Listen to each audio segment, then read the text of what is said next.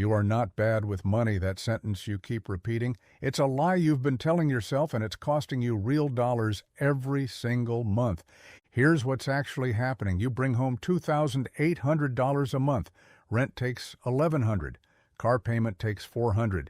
By the time groceries, gas, and your phone bill hit, you've got maybe $200 of breathing room left, and that's before anything unexpected happens. A flat tire, a sick kid, a shift that got cut. That $200 disappears in one afternoon, and suddenly you're staring at your bank app feeling like a failure. But you didn't fail. Your math was never going to work in the first place. Nobody sat down and told you that. I've talked to hundreds of people in exactly this spot, and almost none of them were ever taught how income and fixed costs actually interact.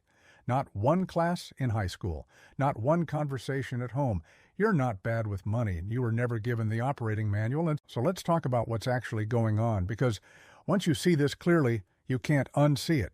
First, you don't have a spending problem, you have a fixed cost problem.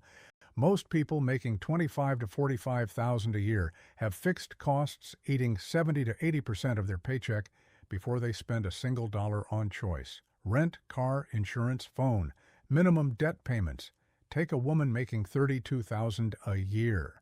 After taxes, she's clearing about $2,200 a month. Her fixed costs, rent, car, insurance, phone, add up to $1,700. That leaves $500 for food, gas, and everything else life throws at her. She's not overspending on lattes.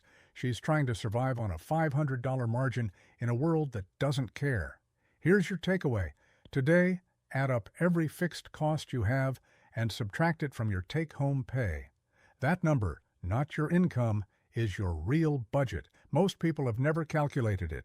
But here's the part most people miss. Even that thin margin gets treated wrong. And that's mistake number 2. You're managing money weekly instead of by paycheck. If you get paid every 2 weeks, but your rent is due on the 1st, you're mentally splitting money that isn't actually split in your bank account. Say you get paid the 15th and the 30th. Rent is due the 1st. If you don't earmark that rent money the moment your paycheck lands, it quietly gets absorbed into gas, food, a birthday gift, normal spending, and by the time the 1st rolls around, it's gone. It's not that you spent it on nothing, you spent it on real things, you just didn't protect it first. Here's your actionable step. The moment you get paid, move your rent money into a separate account immediately, even if it's just a free savings account at your bank. Out of sight means it stays safe. Stay with me, because this next part changes everything. Mistake number 3 is the one nobody talks about. You think an emergency fund means thousands of dollars, so you never start one at all. That's backwards. Even $100 sitting untouched breaks the debt cycle for a huge percentage of emergencies. Most financial emergencies for people in your income bracket aren't $5,000 disasters. They're $200 disasters.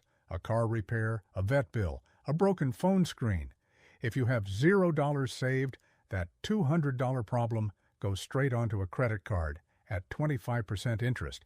And now it's not a $200 problem anymore, it's a $200 problem plus months of interest. Your action today, open a separate account and move just $20 into it, not because $20 fixes anything by itself, but because it starts the habit before you need it. Now here's something almost nobody tells you, and it's going to feel like permission you didn't know you needed.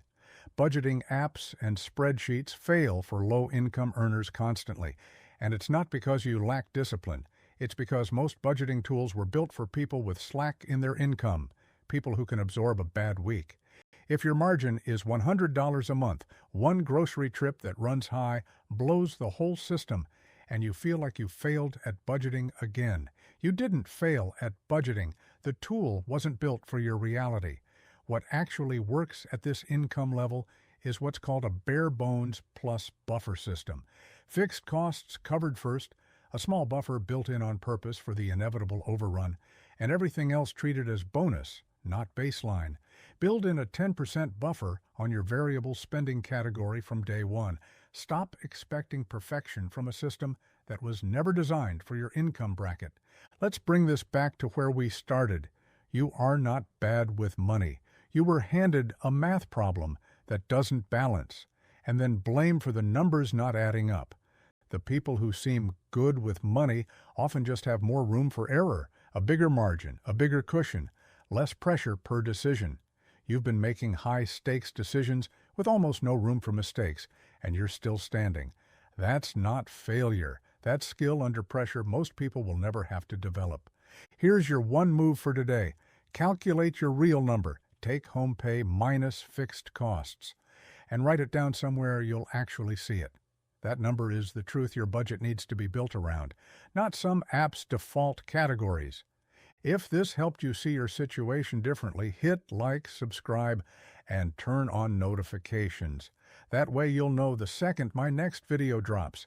It helps this reach the next person who's sitting there right now thinking they're the problem, when really no one ever handed them the manual either. And next time, I'm breaking down the one number your bank never shows you on the home screen, the one that actually predicts whether you'll be broke by the 25th.